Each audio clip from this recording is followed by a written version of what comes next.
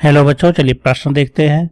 निम्न में से कौन सा जीव उसके उत्सर्जी अंगों के साथ सुमेलित है। तो बताना है, यहाँ पर जीव और उत्सर्जी अंग दिया हुआ है, तो कौन सही से मिला हुआ है ये बताना है। तो सबसे पहले हम लोग देख लेते हैं, विकल्प से संबंधित जो मुख्य अवधारणा है उसको समझते हैं। तो सभी जीवों में विशेष प्रकार के उत्सर्जी अंग होते हैं जिसके द्वारा उत्सर्जन होता है। उत्सर्जी अंग का मतलब जो अंग हानिकारक पदार्थों का उत्सर्जन करते हैं, यानी कि उत्सर्जन प्रक्रिया में यह मदद करता है। तो सभी जीवों में अलग अलग प्रकार के उत्सर्जी अंग होते हैं।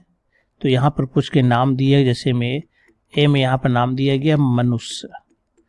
अगर मनुष्य को अगर हम देखें तो मनुष्य में मुख्य रूप से जो है मूत्र संस्थान में वृक्क होता है जिसके द्वारा अधिकांश उत्सर्जी पदार्थ बाहर निकलते हैं। इसके अलावा त्वचा पर मौजूद दो जो स्वेद ग्रंथि होती है, इसके द्वारा भी उत्सर्जी पदार्थ बाहर निकलता है। इसके अलावा फेफड़ा होता है। तो ये सब होता है, लेकिन यहाँ पर मनुष्य में दिया गया वृक्क तो सही है। सेबेसियस ग्रंथ से सेबम नामक पदार्थ निकलता है, तो ये उत्सर्जी ग्रंथि नहीं है। अश्रु ग्रंथियाँ भी उत्सर्जी ग्रंथि नहीं है, यानी कि यहाँ पर दोनों ये गलत हो जाता है। इसका मतलब ए नंबर हमारा उत्तर नहीं होगा, ये सही मिला हुआ नहीं है। इसी तरह से अगर हम दूसरा नंबर बी को लेकर चले तो बी में केचुआ के बारे में दिया गया है। और केचुआ में हम लोग जानते हैं कि यहाँ पर जो उत्सर्जी अंग होते हैं वह वृक्कक कहलाता है, यानी नेफ्रेडिया कहलाता है, जो कि 3 प्रकार के होते हैं अपने जगह के आधार पर। अगर ग्रसनी के पास मौजूद है तो इसको हम लोग कहते हैं ग्रसनीय वृक्कक। त्वचा के पास मौजूद है तो इसको हम लोग कहते हैं अध्यावर्णी। और तीसरा प्रकार जो होता है वो होता है पटीय वृक्कक। और यह सब जो है जुटा होता है एक पोर से, जिसको नेफ्रेडियोपोर कहते हैं।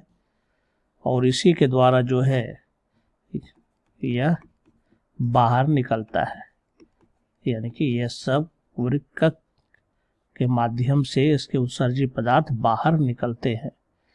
तो यहाँ पर ये जो दिया गया है केचुआ के बारे में, तो ये बिल्कुल तीनों चीज सही हो जाता है, क्योंकि ग्रसनीय भी होता है, अध्यावर्णीय भी है, पटीय वृक्कक भी। तो बी नंबर ऑप्शन हमारा जो विकल्प है ये सही है। सी में चलते हैं। सी में कहता है तिलचट्टा के बारे में दिया गया है। तो तिलचट्टा में यहाँ 2 चीज दिया गया, एक है मेलपिजियन ट्यूब्यूल्स। तो मेलपिजियन ट्यूब्यूल्स तो ये सही है, इसके द्वारा उत्सर्जन होता है ट्यूब्यूल्स।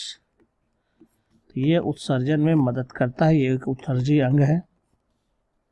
लेकिन एक दूसरा भाग दिया गया है एंटेरिक सिका, तो यह उत्सर्जन में मदद नहीं करता है, यह पाचन में मदद करता है।